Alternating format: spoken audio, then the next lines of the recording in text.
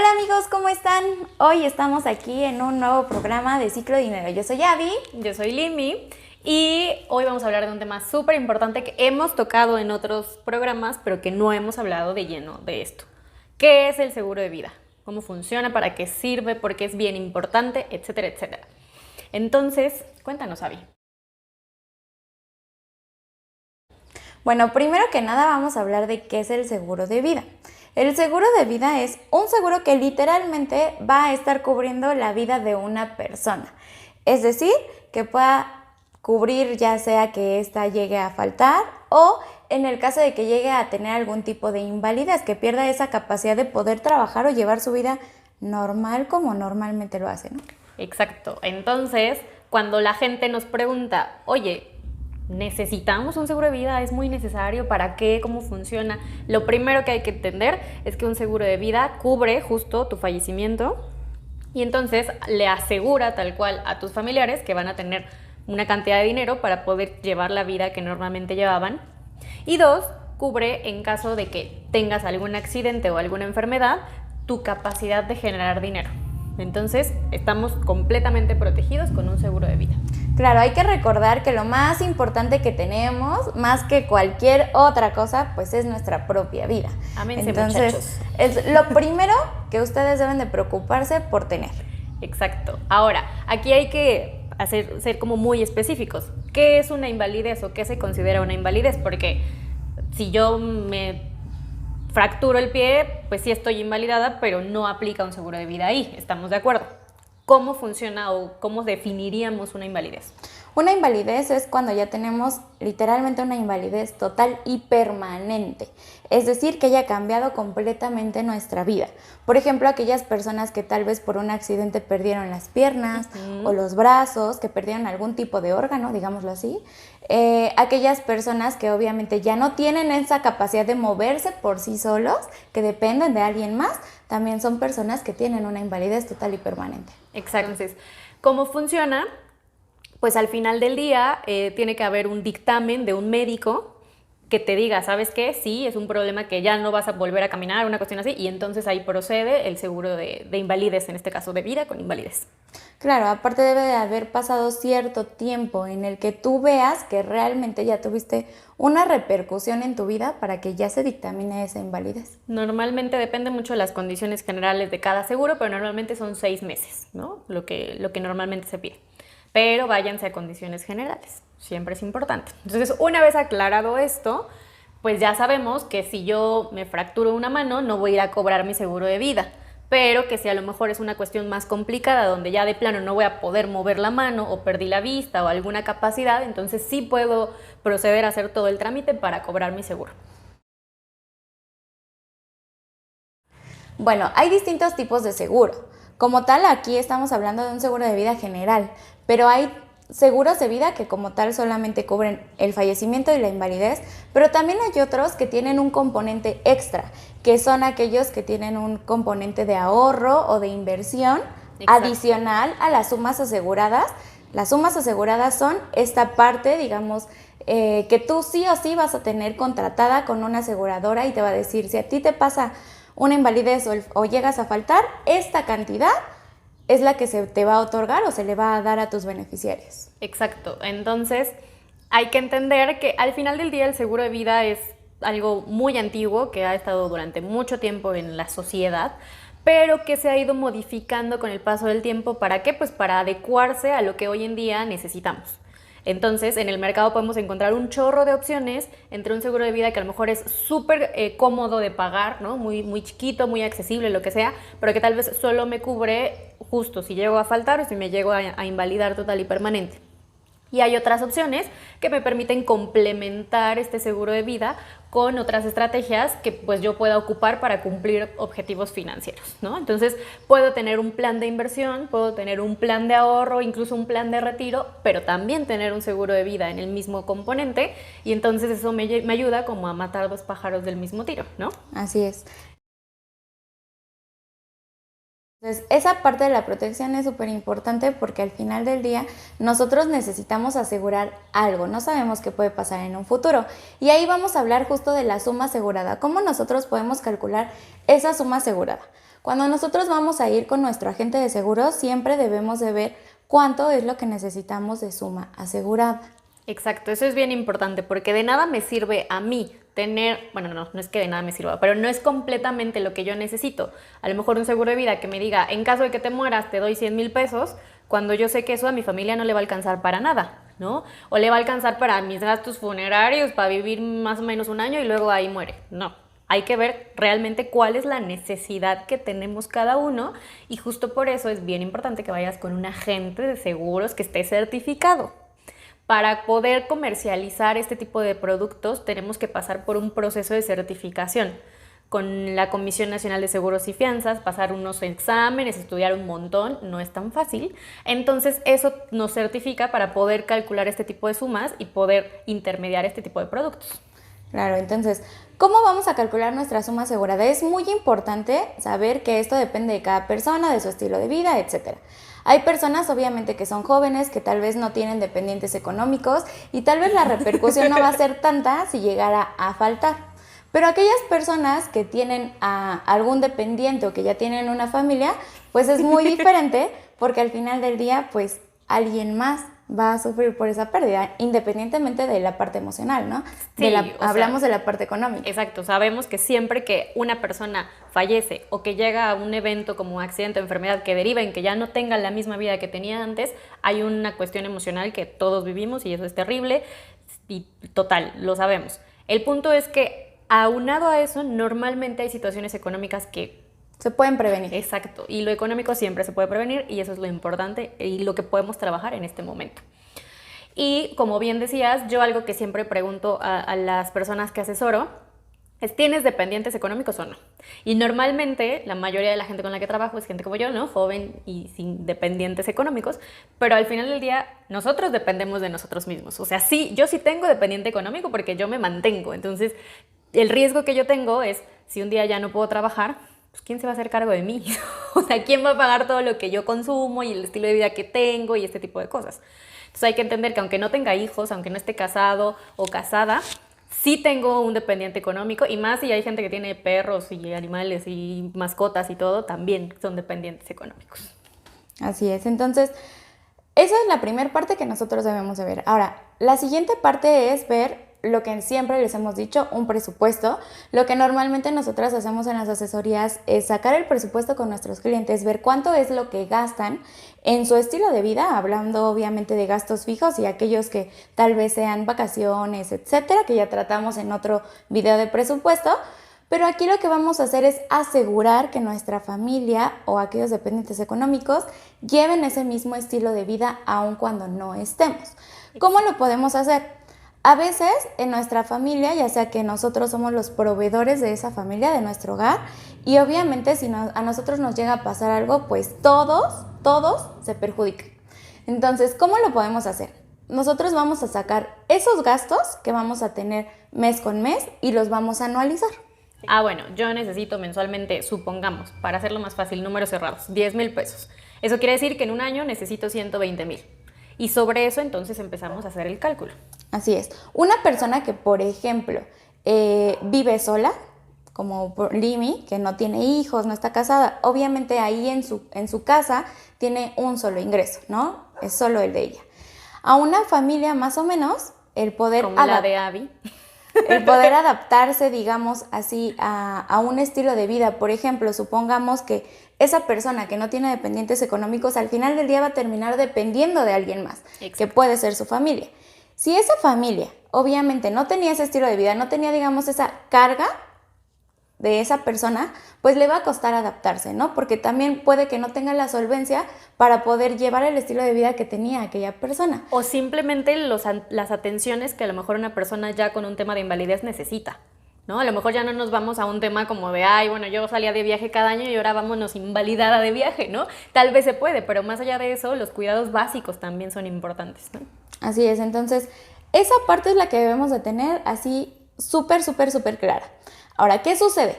Una persona que, por ejemplo, no tiene otro tipo de ingreso, es la persona que realmente va a aportar esa casa o va a sostener esa casa, más o menos lo que le va a llevar a su familia o a las personas que, digamos, se van a hacer cargo de ellas, van a ser un aproximado de 7 años. ¿Por qué? Porque no hay otro ingreso más, es el único ingreso que hay en esa casa, ¿no? Exacto, a lo que vamos es, supongamos que es una familia donde solo el papá trabaja, él se encarga económicamente de toda la familia. Si el papá falta, a la familia, la dinámica familiar, les va a tardar 7 años en poder acomodar sus ingresos, sus trabajos, su estilo de vida para sustituir, digámoslo así, el ingreso que tenía el papá. Entonces, cuando es este caso, la suma asegurada tendrá que ser estos 120,000 pesos de ejemplo que ya pusimos, que es lo que necesitamos para un año, por 7 años. Esa es la suma asegurada ideal para un solo ingreso. Ahora, cuando hay más ingresos, obviamente que tal vez no sea solo el papá, sino también la mamá, o a lo mejor un hijo, si vives con los hermanos, con los papás, etcétera, al final del día hay más ingreso y obviamente la estabilidad económica sí se ve afectada, pero no tanto. Entonces ya no son 7 años más o menos lo que se prevé que va a tardar esa familia en acoplarse al nuevo estilo de vida, sino se reduce 2 años, que son 5 años, lo que tardaría más o menos en acoplarse esa familia. Ahora, aquí nosotros lo sabemos, cada caso es distinto y depende de un montón de cosas. Estos son parámetros como normales, ¿no? En un término general. Obviamente, ¿de qué te sirve tener una asesoría con un agente de seguros certificado, una asesoría personal? Justo ver estas situaciones. Sabes que sí, pero aparte, ¿qué pasa si yo fallezco, pero aparte tengo deudas, ¿no? O qué pasa si aparte quiero cubrir todo el tema administrativo que genera un fallecimiento. Entonces, ahí ya vamos como sumándole al tema de la suma asegurada y entonces sí llegamos a una suma asegurada ideal personal. Hay que tener bien en claro que la suma asegurada no nada más son los gastos, también es lo que conlleva la muerte como tal, ¿no? Entonces, al final del día, si nosotros tenemos dependientes económicos que son chiquitos, pues ellos no tienen a lo mejor una manera de poder conseguir dinero, ¿no? ¿Qué vamos a hacer? Nosotros obviamente también dejar dentro de esa suma asegurada, por ejemplo, lo de nuestros gastos funerarios. Exacto. O también en el ejemplo que pones de los que tienen dependientes chiquitos o hijos chiquitos, pues también es, si mi objetivo es que obviamente mi hijo no tenga que ponerse a trabajar para cubrir el ingreso de la casa, pues a lo mejor también le aumentamos una cantidad para que tenga un fondo para su educación o para que por lo menos pueda vivir sin problemas económicos de aquí hasta que se gradúe, ¿no? O hasta que sea mayor de edad, dependiendo del caso. Así es, entonces hay otra cosa también importante. Cuando nosotros tenemos algún bien inmueble, por ejemplo, y está nuestro nombre, independientemente de que dejemos o no dejemos un testamento, también conlleva gastos administrativos. ¿Esto qué significa? Pues si yo llego a faltar y tengo una casa, obviamente tiene que cambiar el título de propiedad de esa casa, porque al final del día yo ya soy una persona que ya no existe. Entonces, ¿qué sucede? Tú tienes que pagar también esos gastos, ya sea un notario, un abogado, porque también conlleva un juicio, y obviamente aquellos, digamos, impuestos que tienes que pagar por el derecho a poder inscribir tu propiedad con un nuevo nombre. Exacto, entonces, digo, al final del día ya sabemos que morir es caro, ¿no? Creo que ha quedado bastante claro más en los últimos meses y años, casi, pero yo sí les diría una recomendación, a lo mejor haciendo un paréntesis, hagan su testamento, por favor. Es mucho más fácil llevar este proceso cuando ya hay una cuestión testamentaria. Pero adicional a eso son gastos y cuestiones administrativas que se tienen que hacer sí o sí porque ese es el proceso real, ¿no? Entonces eso también hay que sumarlo. Y también hay ciertas deudas, la mayoría, o hay algunas, ¿no? Que cuando la persona, el titular de la deuda fallece, pues la deuda acaba, ¿no? Pero hay otras que no. Entonces, también si yo tengo una deuda donde sé que la adquirí y que no se condona en caso de mi fallecimiento, le va a quedar esa deuda a mis familiares. También hay que tenerlo en mente. Claro, entonces hay que tener en cuenta todos estos aspectos. Por eso un seguro de vida también se personaliza o se hace familiar, digámoslo así, pero al final del día se adapta a las condiciones de cada persona. Algo también que nos han preguntado en las asesorías es qué pasa cuando nosotros tenemos dependientes económicos y son menores de edad. O sea, cuando los queremos dejar como beneficiarios, ¿no? Exactamente, algo que decía ahorita Limi, por ejemplo, de tenemos hijos chiquitos y nosotros queremos asegurar no solo su estilo de vida, sino también su educación. Algo muy importante es que estos seguros de vida no pueden cobrarse por un menor de edad. Aunque nosotros dejemos como beneficiario a una persona, a un niño como tal, no puede cobrarlo, sino quien lo va a cobrar va a ser aquella persona que sea su tutor legal, no el niño como tal, porque pues no tiene la capacidad legal de poder administrar dinero. Exacto. Entonces, al final del día, cuando tú contratas un seguro de vida, siempre vas a dejar beneficiarios, porque ese es el objetivo, ¿no? Que desde el principio digas quién los va a recibir, quién va a recibir ese dinero. Pero es importante que tengas en cuenta estas situaciones y que también sepas que puedes cambiar de beneficiarios sin problema, que no hay costo alguno, ¿no? Y que incluso, o sea, porque también de repente hay veces que pues la vida va cambiando y si tú no haces esos ajustes en tus seguros de vida, pues nadie los va a hacer, ¿no? Yo he tenido casos donde de repente se divorcian y nunca quitan a la ex esposa de beneficiaria y luego dejan a la nueva esposa ya sin dinero porque legalmente... Y es todo un show, o sea, realmente se tienen que dar seguimiento a este tipo de temas. Claro, entonces hay que dejar bien en claro que un seguro de vida también es al final del día una herencia, si lo vemos de esta manera, ¿no? Entonces hay que dejarlo bien estipulado. Se pueden hacer los cambios que se necesiten hacer, ya sea de movimiento de suma asegurada, porque también nuestro estilo de vida puede cambiar, claro, así como las personas que pueden depender de nosotros. Ahora, ¿cuándo es el mejor momento para contratar o para contratar un seguro de vida? Yo creo que el mejor momento fue ayer, ¿no? En la mañana, justo. Pero ahorita es el segundo mejor momento. ¿A qué vamos con esto? Sinceramente, yo siempre digo, lo mejor que puedes hacer en tu vida es contratar un seguro, cualquiera de estos, cuando eres joven y sano. ¿Por qué? Porque te va a cubrir cualquier cosa. Cuando tú ya estás enfermo, hay ciertas cosas que podrían no cubrirte porque ya estás enfermo. O incluso hay gente que de repente se quiere asegurar a los 67, ¿no? Y es como de, o sea, pues sí, pero ya te va a salir carísimo.